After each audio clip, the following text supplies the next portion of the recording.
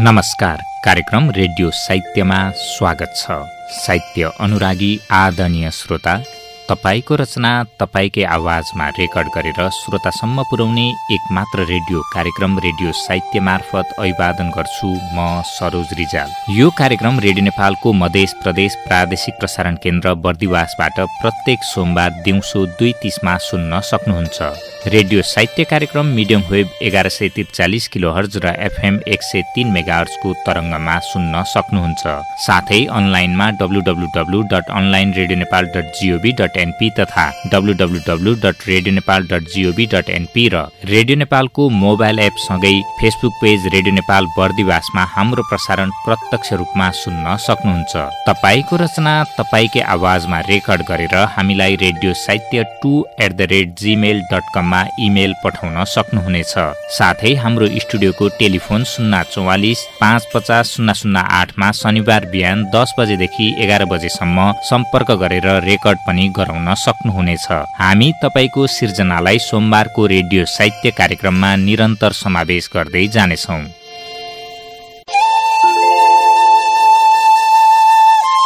आजको रेडियो साहित्य आरम्भ गरौं आनन्द अधिकारीको शब्द रचना, आशिष अविरलको संगीत र नरेन्द्र प्यासीको स्वरमा रहेको यो सांगीतिक कोसेली सँगै। तिमीले हाँसे गजल,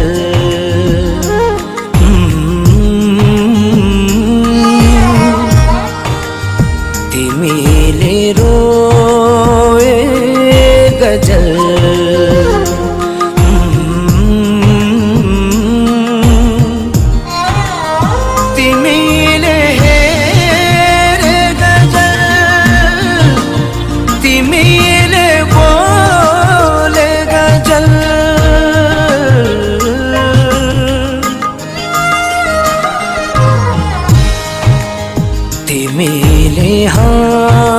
से गजल।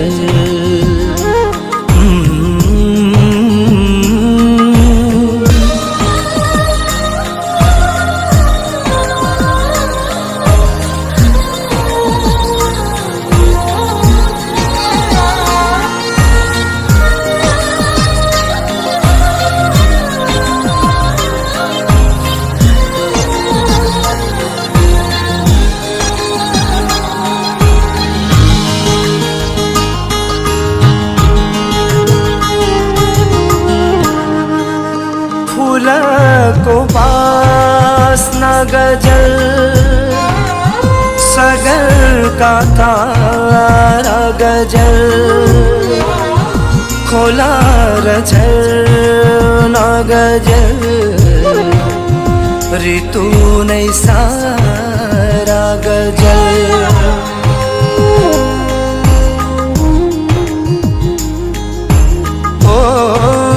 फूलको वासना गजल, सगर का तारा गजल, खोला रचना गजल,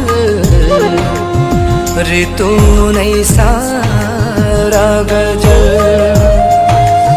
जहाँ जहाँ छौ तिमी त्यही गजल,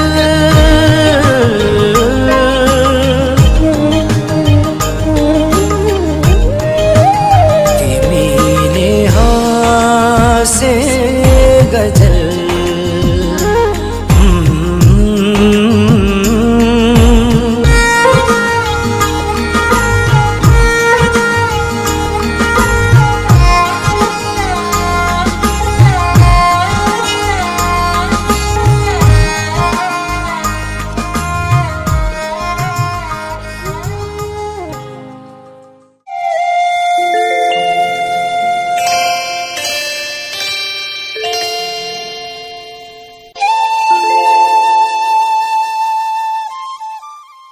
आजको रेडियो साहित्य बर्दिवास विशेष रहेको छ।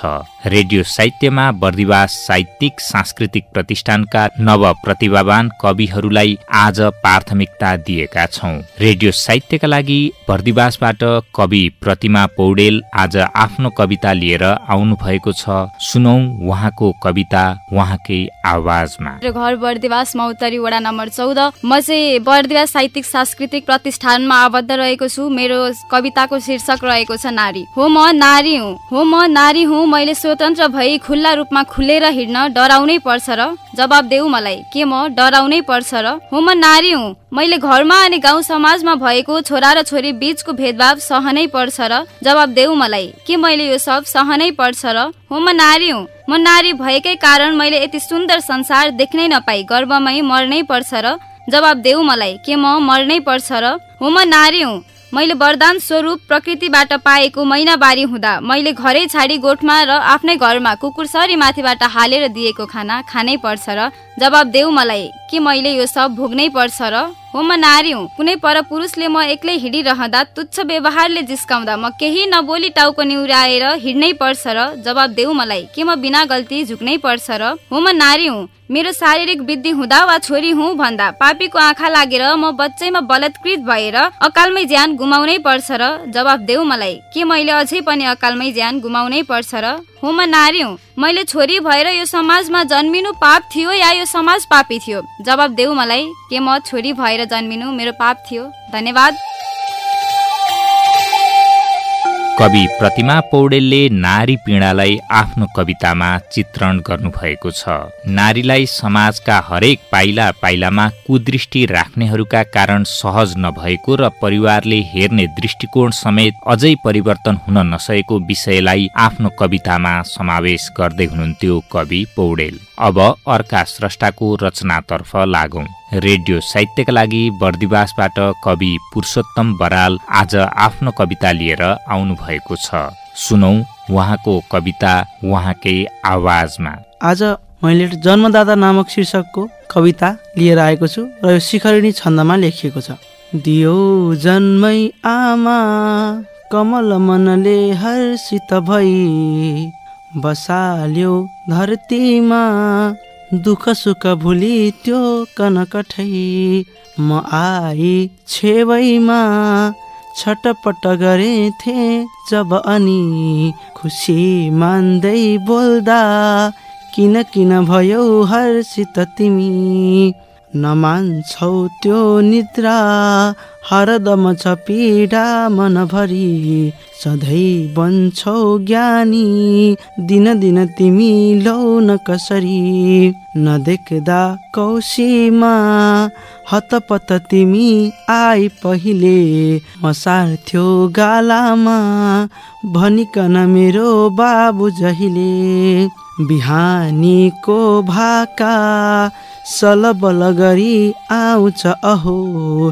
तिमीलाई देख्दा बिरह मनका चुट जसको मिठासी हावा नै सिर सिर चली घुम्छ नभमा छुनै तिम्रा उम्दा कमल सरीका ती चरणमा बिहानीको भाका सलबल गरी आउँछ अहो तिमीलाई देख्दा बिरह मनका छुट्छ जसको मिठासी हावा नै सिर सिर चली घुम्छ नभमा छुनै तिम्रा उम्दा कमल सरीका ती चरणमा कसोरी पो सक्छौ हर घडी तिमी रक्षक हुन भनिदेऊ आमा किन किन यति प्रेम मनमा लुकाई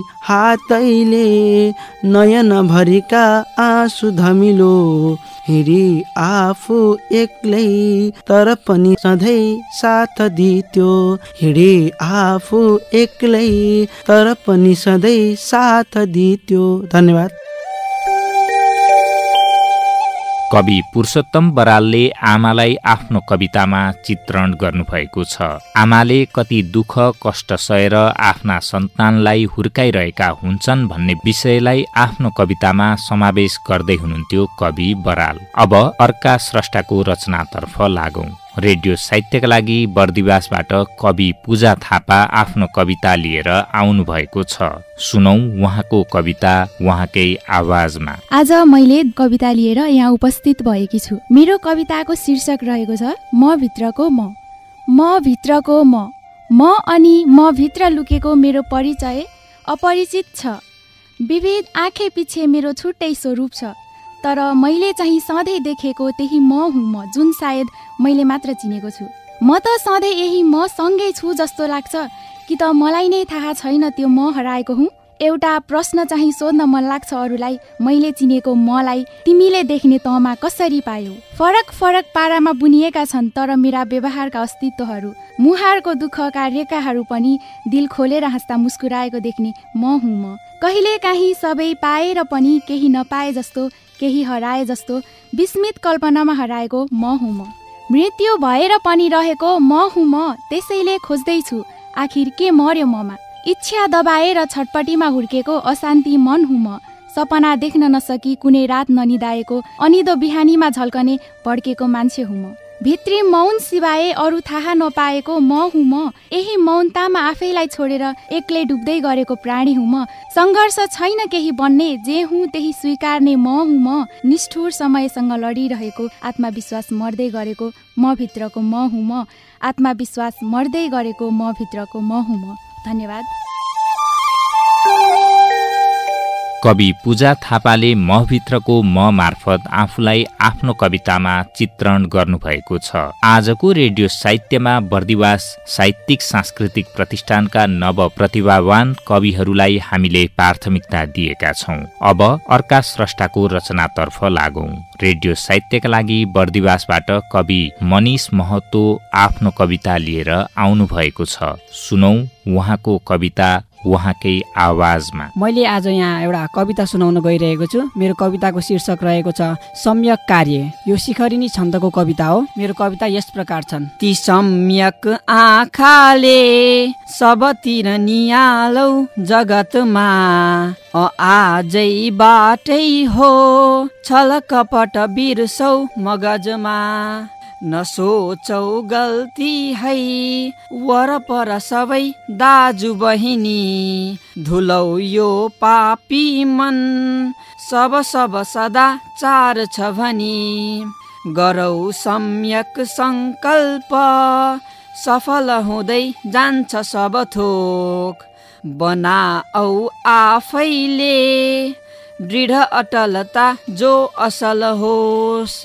नलागोस् कोहीको मनभित्र नि ठेसै अलिकति, पुरौ इच्छा सबका मनचित बुझाई अब पनि। सबैमा बोलौ है उचित वचनै जो नरम होस्, कसैको छातीमा पनि वचनको बाण नपरोस्। बिताऔ है सादा जीवन महत्त्वकाङ्क्षी नरहोस्, विचारै होस् जेठो पलक भरिमै जो नबचुमोस्। ती हातको मैलामा अलि पनि घमण्डै नगरल, तिमीमा आजै हो सब दिन तिमीमै नरहला। मरिजाला मान्छे जीवित बसला पाप जगमा, गरौ ग्लानी आजै नत्र त पछुताला नरकमा। धन्यवाद। सम्यक कार्य नै सबै दुःखहरूबाट मुक्ति पाउने र वास्तविक सुख शान्तिको जीवन जिउने अनमोल बाटो हो भन्दै हुनुहुन्थ्यो कवि मनिष महतो। मन वचन र शरीरद्वारा गरिने कार्य सधैँ सम्यक हुनुपर्दछ, यस्तै विषय समावेश गर्दै हुनुहुन्थ्यो कवि महतो। अब अर्का स्रष्टाको रचनातर्फ लागौं। रेडियो साहित्यका लागि बर्दिवासबाट कवि बिबिसा पोखरेल आफ्नो कविता लिएर आउनु भएको छ। सुनौ उहाँको कविता कविता उहाँकै आवाजमा। मेरो कविताको शीर्षक रहेको छ गरिबी। यो कविता लोकलयमा रहेको छ। आफन्त पनि नचिने जस्तो गर्दछन् मलाई, भगवान किन ममाथि दया लागेन तलाई। अरूको घर आउँछ चाड आफन्त लिएर, मलाई भने रुवाई जान्छ एक्लोपन दिएर। गरिब छु नि त्यसैले होला छैन नै आफना, आफन्तसँग हाँसेको धेरै गर्दछु कल्पना। बिउजिँदा फेरि झसँग हुन्छु मनमा दुःख छ, गरिब भई जन्मिएपछि कहाँ पो सुख छ। दाजुले भाइ भाइले दाजु नचिन्ने भएछ, धनको कालो पट्टीले आँखा छोपिने रहेछ। यस्तै नै दुखी रहेछ हुने गरिबी जीवन, जहिले पनि सहेर बस्ने धनीको दमन। यस्तै नै दुखी रहेछ हुने गरिबी जीवन, जहिले पनि सहेर बस्ने धनीको दमन। धन्यवाद। कवि बिबिसा पोखरेलले गरिबी कविता मार्फत गरिब भएर बाँच्नु पर्दाको पीडालाई आफ्नो कवितामा चित्रण गर्नुभएको छ। पैसा हुँदा र पैसा नहुँदा आफन्तहरूबाट हुने भेदभावलाई आफ्नो कवितामा प्रस्तुत गर्दै हुनुहुन्थ्यो कवि पोखरेल। अब अर्का स्रष्टाको रचनातर्फ लागौं। रेडियो साहित्यका लागि बर्दिवासबाट कवि मनदीप कार्की आफ्नो कविता लिएर आउनु भएको छ। सुनौ उहाँको कविता उहाँकै आवाजमा। बर्दिवास साहित्यिक सांस्कृतिक प्रतिष्ठानबाट एउटा कृति प्रस्तुत गर्न गइरहेको छु र मेरो कृतिको शीर्षक रहेको छ मेरो जीवन र यो यस प्रकार छ। म डुब्दैछु मेरो जवानी तनैमा, म भन्दैछु मेरो कहानी सबैमा। हुँदा बाल सानो म माया नि पाए, खुसी हुन्छ जीवन त आफै हराए। थियो स्वर्ग यो भूमि मेरो खुसीमा, र पीडा हाँसेर हरायो निसीमा। भयो विश्वयुद्धै जितेको आभास, र कालो अँध्यारो हटाएर खास, र कालो अँध्यारो हटाएर खास। थिए धेर गल्ती प्रशस्तै म भित्र, म देखाउँछु राम्रो बनाएर चित्र। म देखाउँछु राम्रो बनाएर चित्र। थियो जो गरे व्यक्त इच्छा मबाट, अँध्यारो त हट्दैछ संसारबाट। अँध्यारो त हट्दैछ संसारबाट। म डुब्दैछु मेरो जवानी तनैमा, भमन्दैछु मेरो कहानी सबैमा। हुँदा बाल सानो म माया नि पाए, खुसी हुन्छ जीवन त आफै हराए। खुसी हुन्छ जीवन त आफै हराए। धन्यवाद। कवि मनदीप कार्कीले मेरो जीवन कविता मार्फत आफूलाई वर्णन गर्दै हुनुहुन्थ्यो। उमेर बढ्दै गएसँगै जीवनमा अनेक समस्याहरू भोग्नुपर्ने हुन्छ र त्यस घडीमा बालापन नै प्यारो लाग्ने विषयलाई आफ्नो कवितामा चित्रण गर्दै हुनुहुन्थ्यो कवि कार्की। अब आजको बसाइमा अन्तिम रचनातर्फ लागौं। रेडियो साहित्यका लागि बर्दिवासबाट कवि पूजा महतो आफ्नो कविता लिएर आउनु भएको छ। सुनौ उहाँको कविता उहाँकै आवाजमा। मेरो कविताको शीर्षक रहेको छ बाबा ईश्वर स्वरूप पाए मैले। जब जब बाबाको मुहार रसिँदै जान्छ, तब तब लाग्छ कि विगतको दिन भन्दा आजको दिनहरू केही राम्रा नै हुन गइरहेको छ। बाबा बितेका दिनहरू त हाम्रा आफ्नै कर्मका भोगाइरहेछ। बाबा बितेका दिनहरू त हाम्रा आफ्नै कर्मका भोगाइरहेछ। कतिपय ती भोगाइ त कठिन पो रहेछ, तर हजुरको साथमा कति बेला ती दिनहरू बित्यो पत्तै भएन।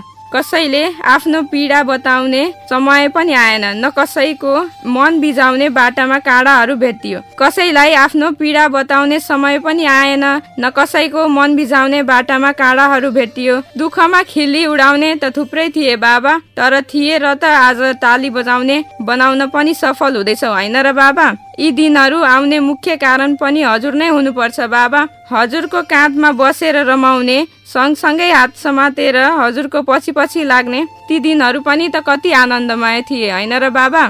बाबा आँखाको नानी भनी माया गर्नुहुन्छ मलाई, पक्कै विश्वासको बिउ रोप्नु भएको छ है बाबा। मनभित्र सजाउनु भएका ती सपनाहरू मैले सजाउन अझै बाँकी नै छ। सायद अघिल्लो जन्ममा मैले कुनै राम्रै काम गरेको हुनुपर्छ कि बा त्यसैले हजुरलाई मैले मेरो ईश्वर स्वरूप पाए होइन र बाबा। भनिन्छ बाबा जस्तो मुहार भएको सन्तान भाग्यमानी हुन्छन् रे नि त। है बाबा, के म पनि भाग्यमानी नै छु र बाबा? के म पनि भाग्यमानी नै छु र बाबा? कवि पूजा महतोले बुबाको महत्त्वलाई आफ्नो कवितामा चित्रण गर्दै हुनुहुन्थ्यो। बुबाले गर्ने योगदानलाई स्मरण गर्दै आफ्नो सफलताको श्रेय दिँदै हुनुहुन्थ्यो कवि महतो।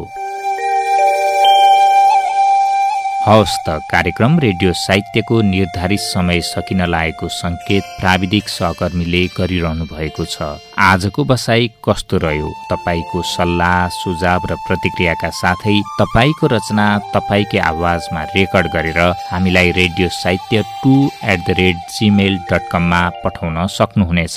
अर्को साता सोमबार दिउँसो 2:30 रेडियो नेपालको मध्य प्रदेश प्रादेशिक प्रसारण केन्द्र बर्दिवासमा रेडियो साहित्य लिएर उपस्थित हुने नै छौं। तबसम्मका लागि श्रीभक्त पौडेल आफन्तको रचना, थानेश्वर गौतमको स्वर र संगीत रहेको यो सांगीतिक कोसेली राख्दै प्राविधिक सहकर्मी प्रभा निरौला सहित म सञ्चालक सरोज रिजाल पनि बिदा हुन्छु। नमस्कार।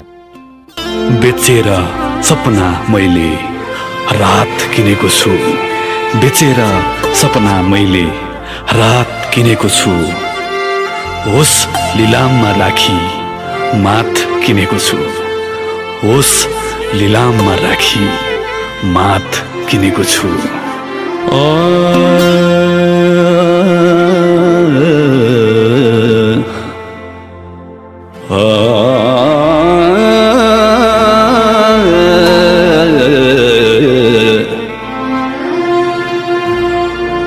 तन दिना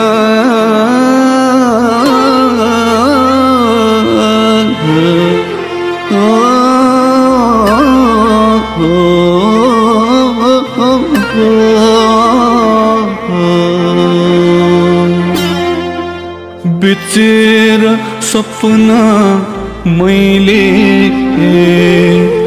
रात किनेको छु, बेचेर सपना मैले रात किनेको छु, ओ सुलिलामा राखी, ओ सुलिलामा राखी मात किनेको छु।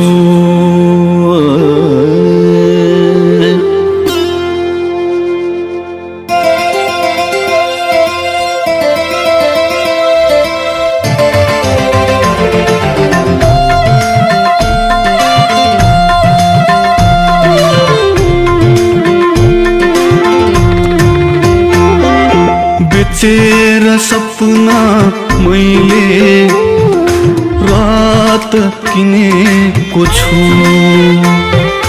बेचेर सपना मैले रात किनेको छु, होस लिलाममा राखे, होस लिलाममा राखे मात किनेको छु, बेचेर सपना मैले रात किनेको छु।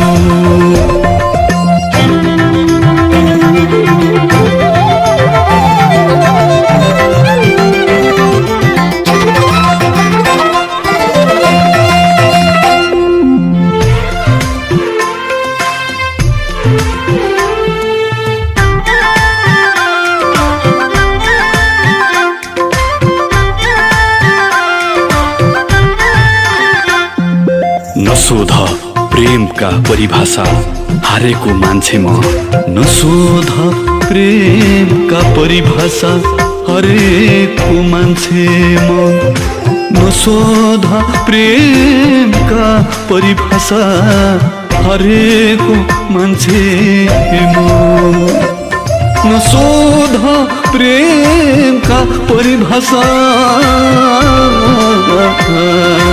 हरेको मान्छे म माया दिएर पो माया दिएर पो बर्बाद किनेको छु माया दिएर पो बर्बाद किनेको छु बेचेर सपना मैले रात किनेको छु बेचेर सपना मैले रात किनेको छु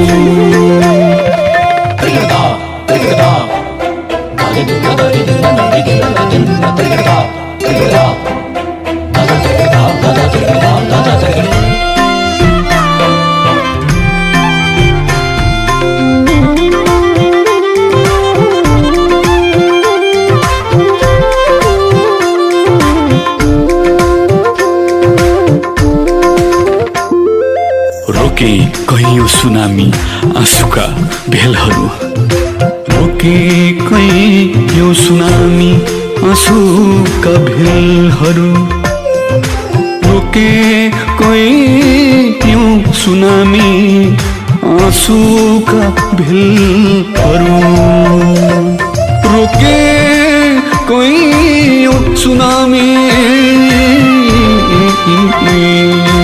आँसुका भेलहरू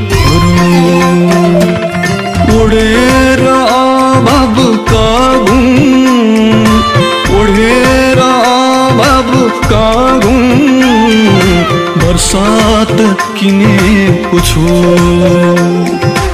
ओढेर अभावका गुण बर्सात किनेको छु बेचेर सपना मैले रात किनेको छु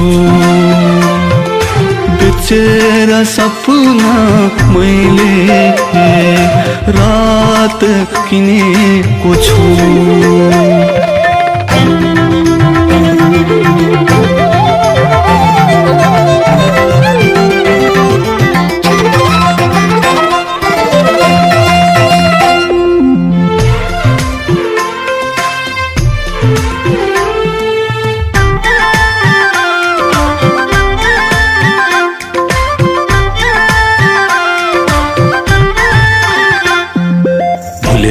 भुल्न नसकिने कस्ता ती यादहरू भुलेर भुल्न नसकिने कस्ता ती यादहरू भुलेर भुल्न नसकिने कस्ता ती यादहरू भुलेर भुल्नै नसकिने कस्ता ती यादहरू छाती दुखेको न्युमा छाती दुखेको न्युमा आघात किनेको छु छाती दुखेको न्युमा आघात किनेको छु बेचेर सपना मैले रात किनेको छु बेचेर सपना मैले रात किनेको छु